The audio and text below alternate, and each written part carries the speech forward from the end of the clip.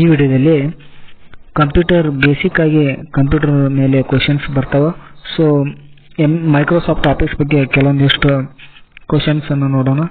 So first question, which of the following is a not feature of Microsoft word?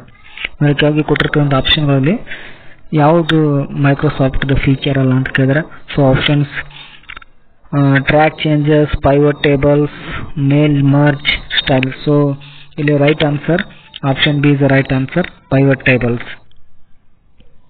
And next question, in Excel, what function would you use to find the average of a range of cells?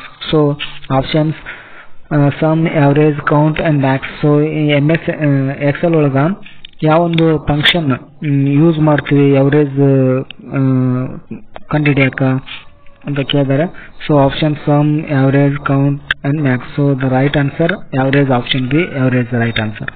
And third question, which key combination is used to save a document in MS in Microsoft Word? ಅಂದ್ರೆ ಯಾವ ಒಂದು ಕೀನ use ಮಾಡ್ತೀವಿ document MS word ಒಳಗ Microsoft word ಒಳಗ document save ಮಾಡ್ಬೇಕಾರೆ ಯಾವ key use ಮಾಡ್ತೀವಿ ಅಂತ ಕೇಳಿದ್ರೆ, so Ctrl+P, Ctrl+C, Ctrl+S, Ctrl+V. So the right answer Ctrl+S. And fourth question, in PowerPoint, what view allows to see a presentation slide by slide as it will appear during the actual presentation? So options are slide short view, slide master view, reading view and slide show. The right answer slide show view.